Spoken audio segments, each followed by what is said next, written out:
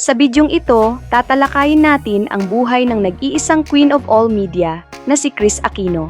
Alamin natin ang kanyang pinagmulan, karera sa showbiz, buhay pag-ibig, mga ari-arian, at ang mabigat na laban niya sa mga autoimmune disease. Si Cristina Bernadette Cojuangco Aquino, o mas kilala bilang Kris Aquino, ay isinilang noong Pebrero 14, 1971 sa Quezon City. Siya ang anak ng dating Senador Benigno Ninoy Aquino Jr.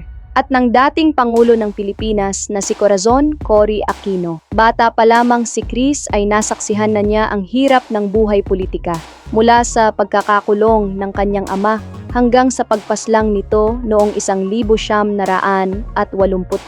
Nag-aral si Kris ng elementarya sa Amerika dahil pansamantalang nanirahan doon ang kanilang pamilya. Noong siya ay 12 taong gulang, ikinulong ang kanyang ama sa Manila International Airport. Pagkatapos nito, bumalik sila sa Pilipinas at kalaunan ay naging kauna-unahang babaeng pangulo ng bansa ang kanyang ina. Si Kris Aquino ay nagtapos ng high school sa Kolehiyo San Agustin, Makati. Pagkatapos ng high school, nag-aral siya sa Ateneo de Manila University, kung saan nagtapos siya ng Bachelor of Arts sa English Literature noong 1972. Dahil sa kanyang kagandahan at karisma, maraming lalaki ang nahulog ang loob kay Kris Aquino. Narito ang ilan sa mga lalaking naging bahagi ng kanyang buhay. Philip Salvador, isang kilalang aktor sa pelikula at telebisyon. Naging magpartner sila ni Kris at nagkaroon sila ng anak na si Joshua, na ipinanganak noong Hunyo 4, 1975.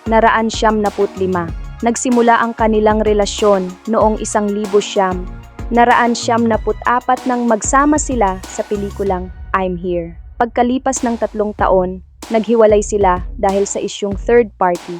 Alvin Patrimonio, isang tanyag na PBA superstar at itinuturing na ultimate crush ni Kris. Naging malapit sila matapos magkasama sa pelikulang Tasha Pantasya. Ngunit nauwi rin sa hiwalayan ng piliin ni Alvin ang kanyang asawa. Aga Muhlak, isang aktor na nakatambal ni Kris sa ilang pelikula. Inamin ni Kris na si Aga ang kanyang unang pag-ibig, bagamat hindi nauwi sa seryosong relasyon ang kanilang samahan. Anjo Ilana, isang aktor, komedyante, TV host at politiko. Naging malapit sila at magkaibigan, ngunit walang romantikong namagitan sa kanila. Robin Padilla, isang aktor at politiko. Naging kontrobersyal ang kanilang relasyon at hindi ito sinuportahan ng ina ni Kris. Ayon kay Robin, sinisi niya ang kanyang pagkalulong sa droga bilang dahilan kung bakit hindi nagpatuloy ang kanilang relasyon. Sinabi rin ni Robin na hindi niya makalimutan kung paano ipinaglaban ni Kris ang kanilang pagmamahalan. At inamin niyang noon ay hindi niya lubos na pinahalagahan si Kris. Kalaunan, napagtanto niya kung gaano kahalaga si Kris sa kanyang buhay. Gabby Concepcion ay isang aktor at mga awit. Naiugnay siya kay Kris noong panahong ang ina ni Kris ang presidente ng bansa. Nagkasama sila sa pelikulang Pangako ng Puso noong dekada 1970. Ayon sa legal counsel ni Kris, nagsagawa sila ng background check at isinailalim si Gabby sa investigasyon. Sa kabila ng lahat, nagpasalamat si Kris sa pagkakataong muli silang nagkatrabaho sa isang proyekto.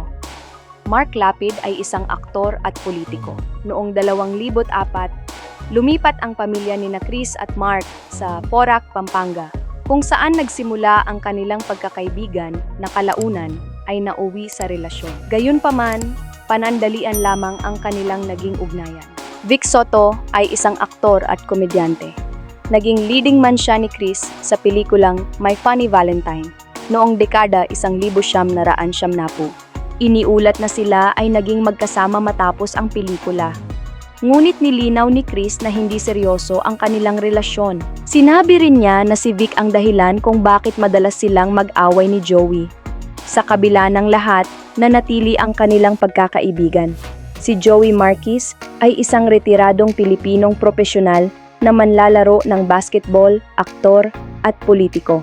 Naiugnay siya kay Kris sa isang extramarital affair na tumagal ng 1 taon at 7 buwan na nagsimula matapos ang interview ni Chris kay Joey sa kanyang talk show noong 2002.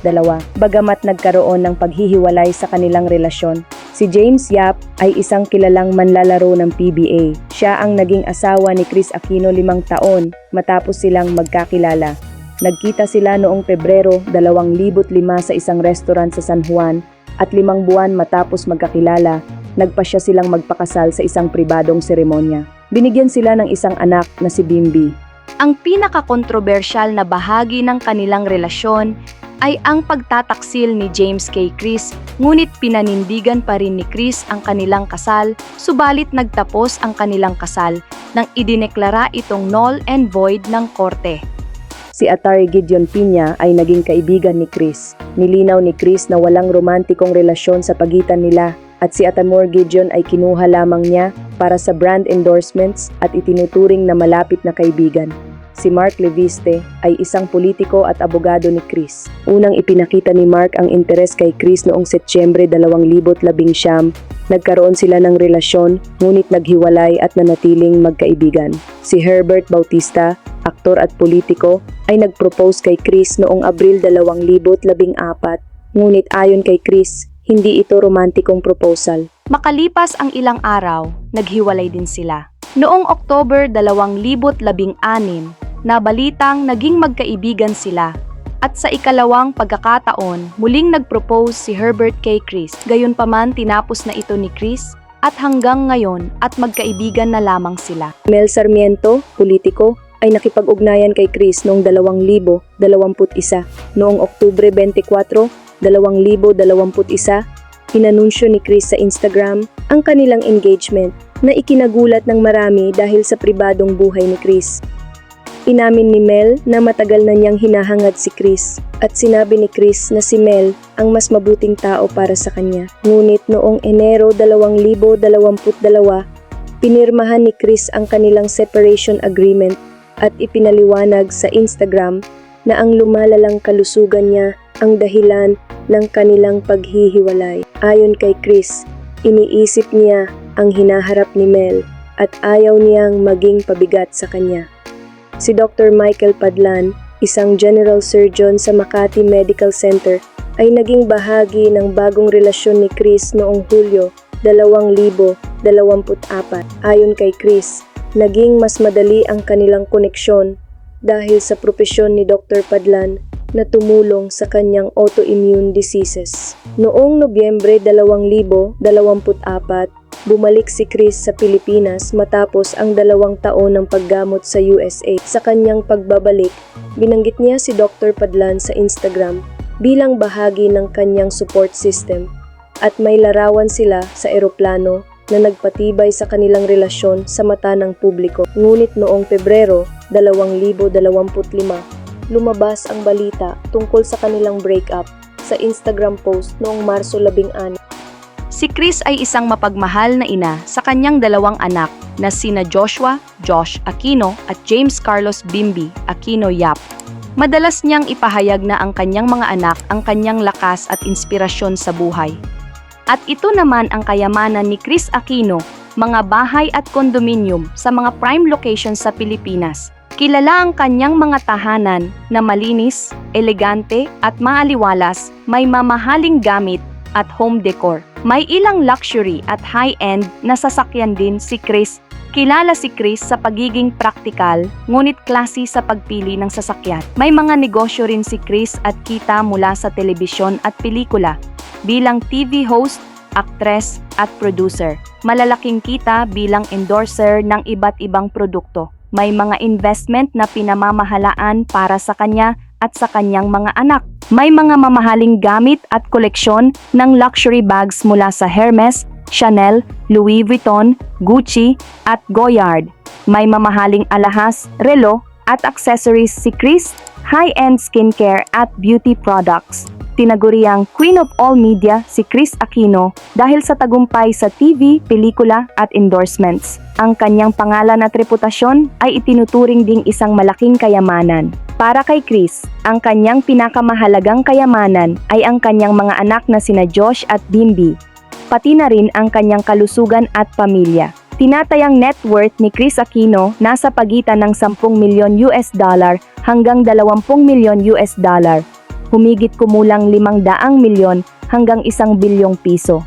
Ang ilan pang pagtantya naman ay nagsasabing posibleng mas malaki pa ito, halos nasa 30 milyon US dollars. Humigit kumulang 1 bilyon at 500 milyon piso base sa ilang entertainment wealth site. Si Kris ay mayroon ding mga prangkisa ng negosyo. Isa sa mga ito ay ang sikat na fast food chain na Jollibee na nagkakahalaga ng 10 bilyong piso. At ang Mang Inasal ay nagkakahalaga ng 1.2 milyong piso. Marami ring sasakyan si Kris tulad ng BMW at Mercedes-Benz na mga sports car na nagkakahalaga ng 1.2 bilyong piso.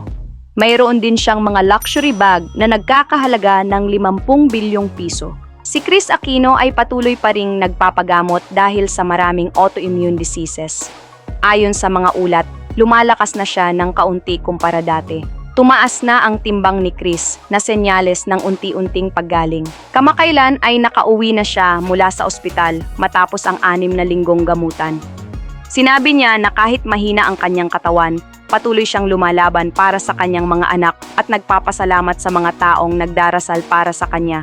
Hindi pa siya tuluyang gumagaling, ngunit may mga palatandaan ng pagbuti ng kanyang kondisyon habang nagpapatuloy ang kanyang paggamot.